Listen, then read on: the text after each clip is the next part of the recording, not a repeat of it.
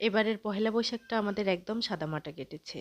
ঠিক যেমন একটা বাঙালি পরিবারের আয়োজন থাকে, আমাদেরও এরকম সাদামাটা কিছু আয়োজন ছিল। আর ঘুরতে যাওয়ার প্ল্যান বলতে আমরা সন্ধ্যাবেলা যেহেতু বাবুল্যান্ডে যাব, এই জন্য সারাদিন ঘুমিয়েছি, আরাম করেছি, বাচ্চাদের সঙ্গে খেলেছি। আর ঠিক সন্ধ্যাবেলা রেডি হয়ে সন্ধ্যারও পরে ঠিক 8টার দিকে রেডি হয়ে চলে গিয়েছি বাবুল্যান্ডে। বাবুল্যান্ডেই যাওয়া হয় বেশি আমাদের। শীত, গ্রীষ্ম, বর্ষা, শরৎ, হেমন্ত, ভালোবাসা কিংবা বসন্ত, সব কিছুতেই আমাদের যাওয়া ওই বাবুল্যান্ডে। কেননা এখন এত বেশি গরম পড়ে গিয়েছে, আর আমার ছোট্ট বেবিটার যেহেতু আরামের কথা চিন্তা করা হয়, এজন্য আমাদের কাছে বাবুল্যান্ডেই সব থেকে বেটার লাগে। আর আমার ছেলেটাও ওখানে যেতে পছন্দ করে। যেহেতু বৈশাখ ছিল, এজন্য সবাই সাজ সাজ রব। আর একটু লোক সংখ্যাও বেশি ছিল। বাচ্চারা বাবুল্যান্ডে এসে খেলাধুলা তো করে ঠিকই, বাট আমাদের সময় কাটানো হয়ে যায় খুব মুশকিল। ইভেন আমার ছোট্ট মেয়েটা পর্যন্ত ওদের সাথে খেলে। আমি এখন ওর ঋদ্ধর বাবাকে বলতেছে আমরা সময় কাটাবো কিভাবে। ওদের তো খেলতে খেলতে মনে 2 ঘন্টা কোনো ব্যাপার না, 3 ঘন্টা 4 ঘন্টাও খেলতে পারে আমার ছেলে।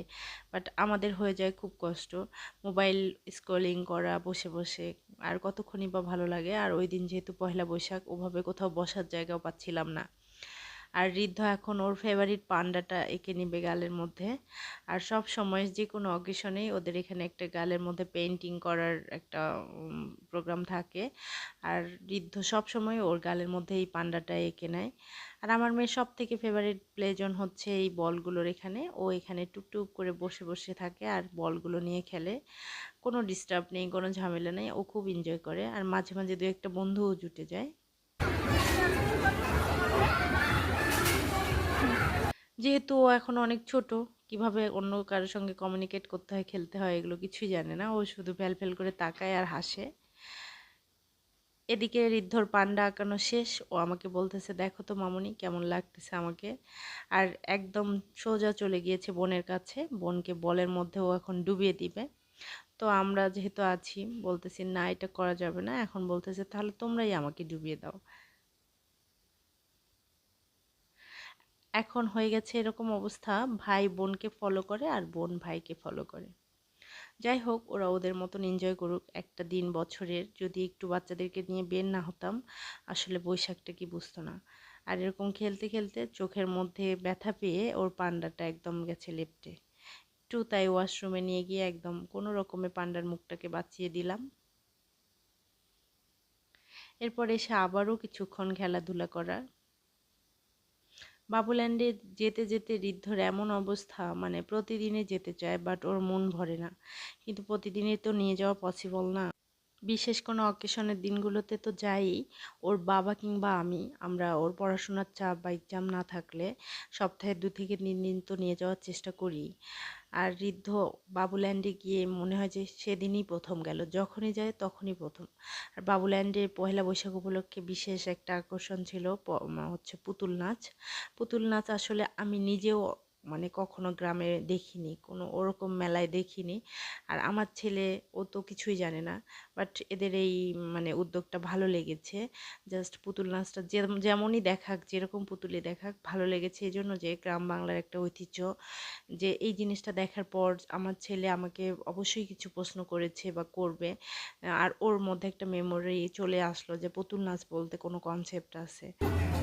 বাজিস, আজ বাবুল্যান্ডে দেখো অনেক আয়োজন। Baishakhi dance, art and crafts, puppet show, kids রঙিন আলপনা, ফেস পেইন্ট। আসো আমরা একটু আলপনা করি। গান পুষ্পাদি, এটা কি হলো? তুমি কি রং খেয়ে ফেললে?